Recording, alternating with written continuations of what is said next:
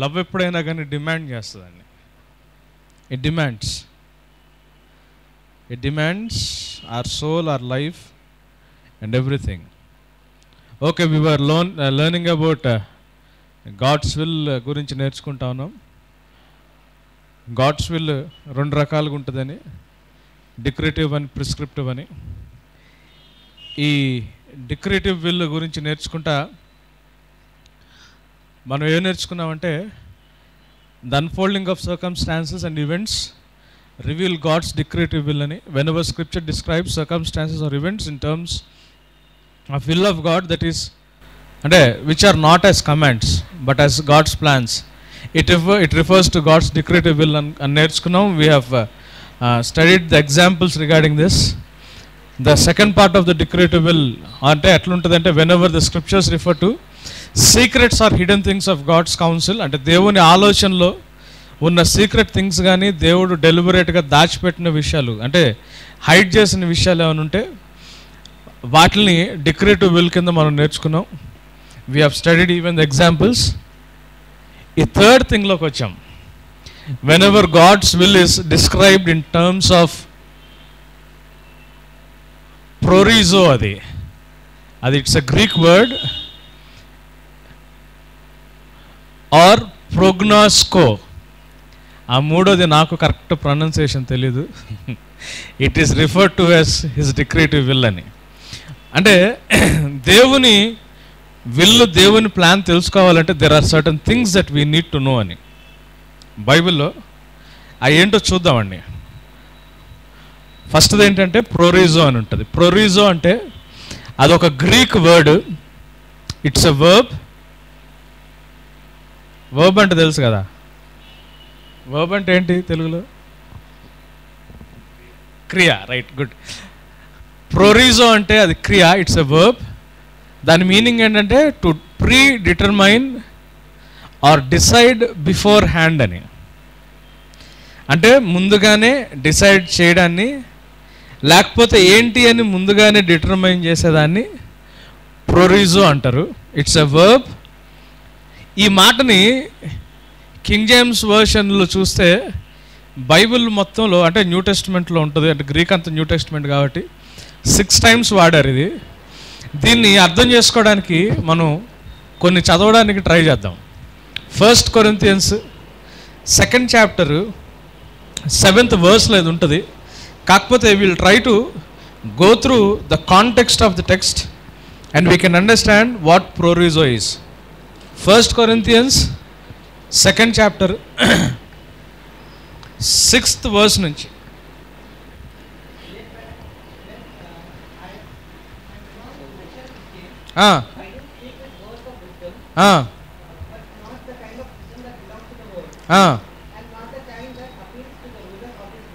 నానా మైక్ లేదా? చదువు నాన్న, చదువు నాన్న. Sorry. Yet when I am among mature Christians, I do speak with words of wisdom. Mature Christians లో ఉన్నప్పుడు I do speak with words of wisdom, but not the kind of wisdom that belongs to the world.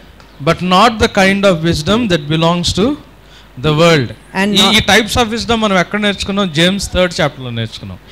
Worldly wisdom ఒకటి ఉంటుంది, heavenly wisdom ఒకటి ఉంటుంది. Wisdom that belongs to this earth which is demonic అని ఉంటుంది, దాని నుంచి అన్ని problems ఉంటాయి అని ఉంటుంది. And there is a wisdom that belongs to heaven అని ఉంటుంది, విచ్ ఈస్ ప్యూర్ అని ఉంటుంది, మెచ్యూర్ అని ఉంటుంది కదా. We have learned about that.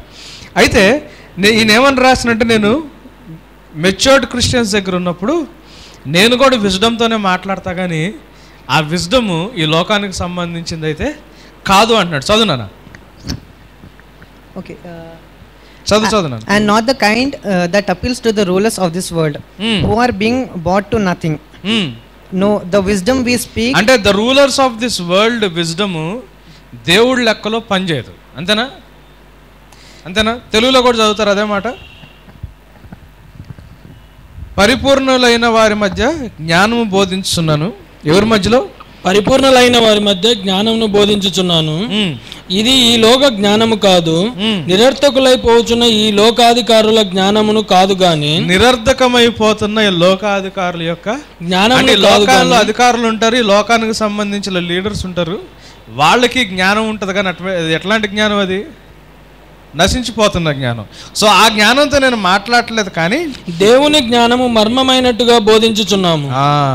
ఇక్కడ దేవుని జ్ఞానము మర్మమైనట్లుగా ఉంది కదా.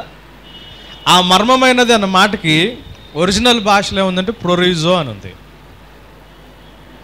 But we speak the wisdom of God in a mystery అని ఉంటుంది. రైట్? In a mystery. చదవండి నాన్న.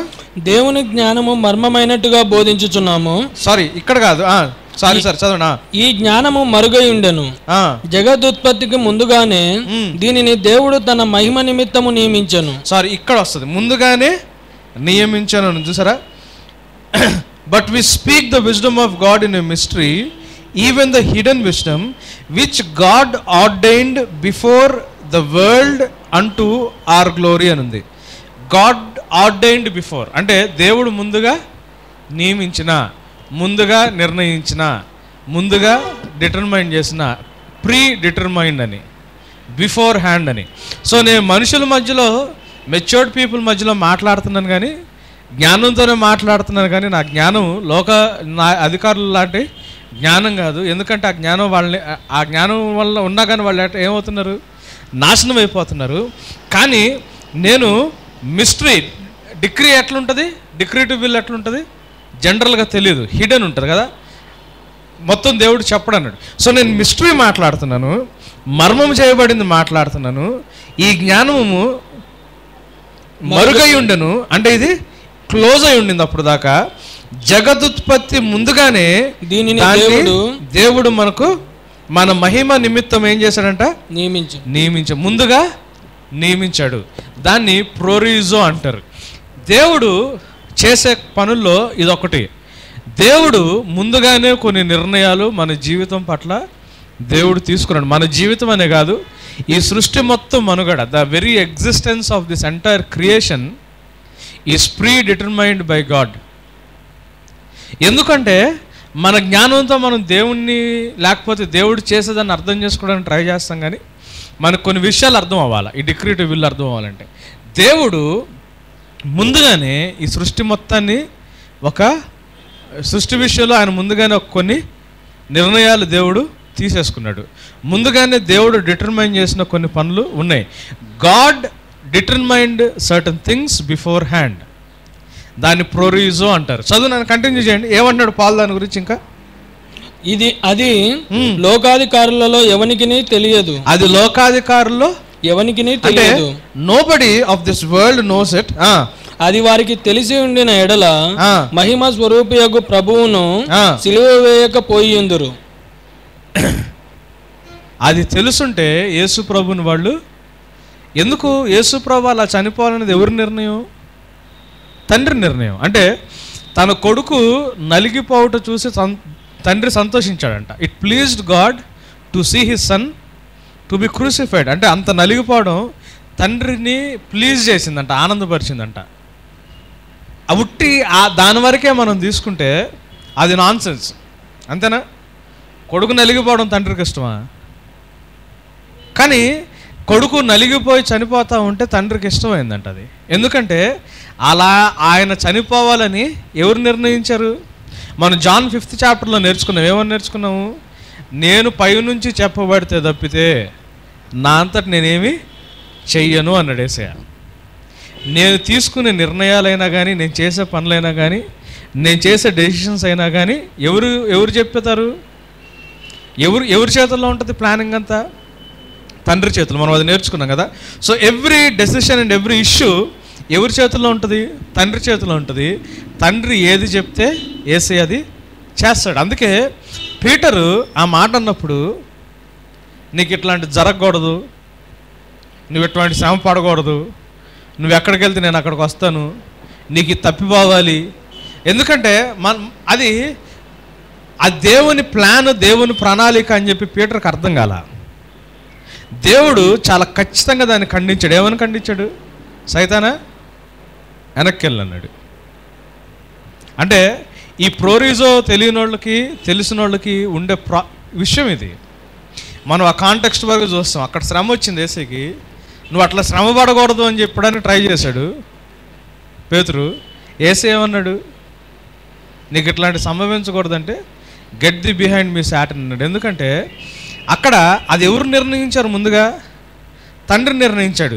దేవుని యొక్క ప్రీ డిటర్మైన్డ్ ప్లాన్ ఒకవేళ తెలిసినట్టయితే, దేవుడు ఏది బిఫోర్ హ్యాండ్గా దేవుడు చేస్తానని ప్లాన్ చేశాడో అది ఒకవేళ ఈ లోకాధికారులకి వాళ్ళకున్న జ్ఞానానికి తెలుసుంటే వాళ్ళు ఏం చేసేవాళ్ళు? యేసు ప్రభుని సిలువేసేవాళ్ళు కాదు. అధికారులు అంటే ఎవరు అంటే, మనం ఇది ఎవరి గురించి రాస్తున్నారు అంటే ఎఫెసీ పత్రిక 6వ అధ్యాయం ఉంటుంది, లోక నాయకులు అని ఉంటుంది. ఈ ఈవిల్ దీనికి సంబంధించిన వాళ్ళు సిలువేసేవాళ్ళు కాదు. సైతాన్ గడికి అర్థమైతే సైతాన్ గడి కూడా దానికి, ఇది ఎవరికి అర్థం కాదు, దేవదూతలకు కూడా తెలియదు ఈ plans. As a matter of fact చాలా ఇష్యూస్ ఏసీకి కూడా తెలియదు, మనిషి కుమారుడికి కూడా తెలియదు అని ఉంటుంది ఎప్పుడు వస్తున్నాడు అనేది. సో ప్లానింగ్ చాలా వరకు ఎవరికి తెలుస్తుంది? కేవలం తండ్రికి మాత్రమే తెలుస్తుంది. చదువు నన్ను కంటిన్యూ చేయండి. ఇందును గూర్చి దేవుడు తన్ను ప్రేమించు వారి కొరకు ఏవి సిద్ధపరచనో అవి కంటికి కనబడలేదు, అది కంటికి కనబడలేదు, చెవికి వినబడలేదు, వినబడలేదు, మనుష్య హృదయమునకు గోచరం కాలేదు, మనుష్య హృదయమునకు గోచరం కాలేదు. గమనించండి, దేవుడు మన విషయంలో ఏది ప్లాన్ చేసి పెడతాడో, ఏది ముందుగా ప్లాన్ చేస్తాడో అది మన కంటికి కనిపించదు, చెవుకి వినిపించదు, హృదయానికి గోచరం కాదు. మనం కొన్ని దేవుణ్ణి నమ్మాల్సి వస్తుంది. దేవుడు మనిషి ఆధారపడతాడు అని చెప్పి అంటే ఎందుకు అంటే, మనం ట్రై చేసినా కానీ మనకు అది అర్థం కాదు. సపోజ్ ఒక పెద్ద ఈవెంట్ మనం ఏమైనా ఆర్గనైజ్ చేస్తున్నాం అనుకోండి, పెద్ద ఈవెంట్ సపోజ్ ఎవరు ఆర్గనైజ్ చేస్తున్నారు, మధువో లేకపోతే చేతువో జోసఫో సుశీల్ ఎవరు ఆర్గనైజ్ చేస్తున్నారు, చాలా పెద్ద ఈవెంట్, అది కొన్ని వీక్స్ నడుస్తుంది అనుకోండి, పెద్ద ఈవెంట్.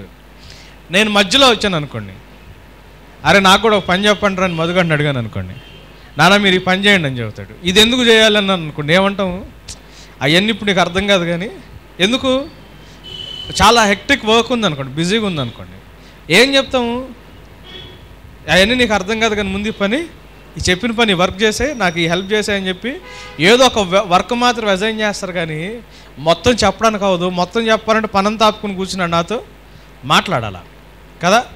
మనం అంటే దేవుడు ఈ సృష్టి గమనాన్ని లేకపోతే ఈ క్రియేషన్ యొక్క మనుగడని దేవుడు అంతా హ్యాండిల్ చేస్తా, దీన్ని మొత్తాన్ని పరిపాలిస్తా, దీన్ని రూల్ చేస్తా, దేవుడు ప్లాన్ చేసుకుంటూ వస్తున్నప్పుడు మనం ఎక్కడో we're nothing but a small, అంతేనా, ఒక చిన్న మచ్చలు అంటాం క్రియేషన్ మొత్తంలో, అంతేనా. భూమి కంటే సూర్యుడు ఎన్ని రెట్లు పెద్దడు, ఆ సూర్యుడు ఈ యూనివర్స్లో ఉన్న అన్ని అంటే స్టార్స్లో కల్లా మీడియం రేంజ్ అంట ఆయన. మీకు ఒక విషయం తెలుసండి, మనం ఇప్పుడు చూస్తున్నాం కదా కొన్ని స్టార్స్ కనిపిస్తాయి కదా, అంటే మన హైదరాబాద్లో చూస్తే కనిపివయి, మనం చూసే స్టార్ లైట్ ఎప్పుడు అనుకుంటున్నారు, 1 లైట్ ఇయర్ అంటే తెలుసుగా. ఏంటి లైట్ ఇయర్ అంటే, లైట్ ఒక ఇయర్ మొత్తం ట్రావెల్ చేస్తే ఎంత దూరం వెళ్తుంది అని ఒక లైట్ ఇయర్ అంటే ఆస్ట్రోనామికల్ వీటిని లైట్ ఇయర్స్లో కొలుస్తారు కదా. కొన్ని మిలియన్స్ ఆఫ్ లైట్ ఇయర్స్ దూరంలో ఉంటాయి, అవునా. ఈరోజు మీరు చూసిన ఈ సన్లైట్ ఎప్పుడు స్టార్ట్ అయి ఉంటుంది అక్కడ, ఎన్ని లైట్ ఇయర్స్ దూరం సన్, నాకు నిజంగా తెలియక అడుగుతున్నా, చాలా దూరమా అంటే ఈరోజు ఆ లైట్ మిమ్మల్ని రీచ్ అయిందంటే అది ఎప్పుడు స్టార్ట్ అయి ఉంటుంది, కొన్ని మిలియన్స్ ఆఫ్ లైట్ ఇయర్స్ దూరంలో ఉన్నాయి స్టార్స్. మనం ఈరోజు దాన్ని చూసామనుకోండి, ఆ లైట్ స్టార్ట్ అయ్యి ఎంతకాలం అయి ఉంటుంది ట్రావెలింగ్, కొన్ని మిలియన్స్ ఆఫ్ ఇయర్స్ వెనక్కి వెళ్ళి ఉంటుంది కదా. మనం దేవుని క్రియేషన్లో మనం we're nothing but a small speck. ఇది ఎట్లా ఉంటుందో తెలుసుగా, ఎట్లా అంటే ఒక దూరానికి కూడా ఇది కొంచెం కనిపించదు, మన ప్లేస్ అది. ఈ ప్లేస్ని మొత్తం మొత్తాన్ని పట్టుకుని ఈ కొంచెం ఈ స్థానం ఉన్న మనము దేవుని ప్లానింగ్ మొత్తాన్ని అర్థం చేసుకోవడానికి ట్రై చేసాం అనుకోండి, అది అర్థం కాదు. అందుకే దేవుడు అర్థం అవ్వాలన్నట్టు మనకు చెప్పడానికి కూడా ట్రై చేయడు. ఆయన చెప్పినా కానీ మనం అర్థం చేసుకునే స్థితిలో లేము. ఆయన ఏమంటున్నాడంటే, అది లోకాధికారులు ఎవరికి తెలియదు అన్నాడు, అది వారికి తెలిసి ఉండినలా మహిమా స్వరూపకు ప్రభు సిలువ వేయక పోయిందురు. తర్వాత కంటిన్యూ చేయండి. ఇందును గూర్చి దేవుడు తన్ను ప్రేమించు వారి కొరకు ఏవి సిద్ధపరచునో అది మనం చూడలేము, అవునా? రెండోది వీ కెనాట్ వినలేము. మూడోది మనుష్య హృదయమునకు గోచరము కాలేదు. మూడోది ఏంటది అంటే వీ కెనాట్ పర్సీవ్ యాక్చువల్గా, అంతేనా?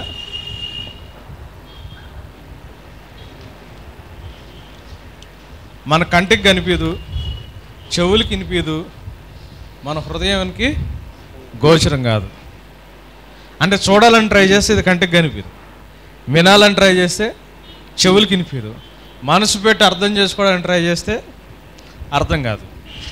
దేవుడు ముందుగా ఏం డిసైడ్ చేశాడో మనుషులకైతే అర్థం కాదు. కానీ నెక్స్ట్ మాట ఏమన్నాడు చూడండి, మనకైతే దేవుడు వాటిని తన ఆత్మ వలన బయలుపరిచి ఉన్నాడు. ఎవరి వల్ల ఇది బయలుపరచబడుతుంది? Only the Holy Spirit Lord can reveal this. ఈయనతో సహవాసం లేకుండా, ఈయనతో ఫెలోషిప్ లేకుండా మనం దీన్ని తెలుసుకోవాలి. దేన్ని? అంతేనా? ప్రోరిజో. ఓకే, దీన్ని తెలుసుకోవాలని ట్రై చేస్తే దేవుడు ఏం ముందు ప్లాన్ చేశాడో అది మన కంటికి కనిపించదు, చెవుకి వినిపించదు, హృదయానికి గోచరం కాదు. The only way you can understand certain things what God has planned in your life. దేవుడు ముందుగా ఏం ప్లాన్ చేశాడో, బిఫోర్ హ్యాండ్ ఏం ప్లాన్ చేశాడో అది కొంత అయినా మనకు తెలియాలంటే దేన్ని బట్టి తెలుస్తుంది? కేవలం పరిశుద్ధాత్మ దేవునితో సహవాసంలోనే అది మనకి ఈయనే చెప్పాలా. ఈయన కాకుండా ఇంకెవరు చెప్పలేడు. అందుకే ఏసేమన్నాడంటే, నేను వెళ్ళుటే శ్రేయస్కరం, నేను వెళ్ళకపోతే ఆదరణకర్త మీ దగ్గరికి రాడు. So fellowship of the Holy Spirit అనేది చాలా ఇంపార్టెంట్. ఈయనతో సహవాసం అనేది చాలా ఇంపార్టెంట్. ఎందుకంటే when you don't know what God has planned beforehand, మనకి ఏం డేంజర్ ఉంటుంది? దేవుడు ప్లాన్కి మనం విరుద్ధంగా వెళ్ళడానికి ఛాన్స్ ఉంటుందా? ఉంటుందిగా. దేవుడు ఏం చేస్తున్నాడు? దేవుడు తెలుసుకోకుండా ఉండాలని చెప్పి కంప్లీట్గా దాచిపెట్టలేదు, దానికి ఒక మార్గం పెట్టాడు. అది ఓల్డ్ టెస్ట్మెంట్ వాళ్ళకి తెలీదు, న్యూ టెస్ట్మెంట్లోనే తెలిసింది. అది కేవలం యేసయ్య జాన్ 16th చాప్టర్లోనే రివీల్ చేశాడు. అది ఎవరి ద్వారా? Fellowship of the Holy Spirit ద్వారా. So if you want to know what God has plan, అది కూడా దేవుడు అన్నీ చెప్తాడా అంటే మళ్ళీ అది కూడా అన్నీ చెప్పడానికి చెప్పినా మనకు అర్థం కాదు. సో ఫస్ట్ థింగ్ ఏంటంటే ప్రోరిజో అని ఉంటుంది. ఈ ప్రోరిజో అనేది ఏంటి అంటే ప్రీ డిటర్మినేషన్ అని, అంటే ముందుగానే నిర్ణయించబడింది, డిసైడెడ్ బిఫోర్ హ్యాండ్ అని ముందుగానే డిసైడ్ చేయబడింది. రెండోది ఏంటి? ప్రొగ్నాస్కో అని. ప్రొగ్నాస్కో అంటే ఇది కూడా ఒక గ్రీక్ వర్డ్, ఇది కూడా వర్బ్, ఇది క్రియ. ఇది దీని మీనింగ్ ఏంటంటే to have knowledge before hand అని, టు ఫోర్ నో అని. దేవుడికి కాలజ్ఞానం తెలియడం కాదు, దేవుడికి ముందుగానే తెలుసు. దేవుడు ప్రిడిక్ట్ చేయడు. దేవుడు ఏం జరుగుద్దా అని దేవుడు ప్రిడిక్షన్ ఉండదు దేవుడి దగ్గర, ఆయనకు ముందుగానే తెలుసు ఏంటనేది. ఇది కూడా అక్కడ అర్థం అవ్వాలి మనకి. ఈ మూడు కాన్సెప్ట్స్ అర్థమైతే కానీ దేవుడు ప్లానింగ్ మనకు పూర్తిగా అర్థం కాదు. చూడండి, 1 Peter 1st chapter 15th verse నుంచి చూద్దాం అదేంటో. 1 Peter 1st chapter 15th verse. నేను పరిశుద్ధుడై ఉన్నాను కనుక మీరును పరిశుద్ధులై ఉండుడని వ్రాయబడి ఉన్నది.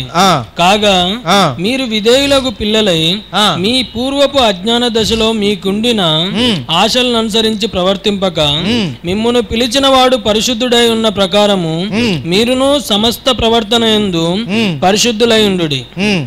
పక్షపాతము లేకుండా క్రియలను బట్టి ప్రతి వానిని తీర్పు తీర్చువాడు తండ్రి అని మీరాయనకు ప్రార్థన చేయుచున్నారు. కనుక మీరు పరదేశులై ఉన్నంత కాలము భయముతో గడుపుడి.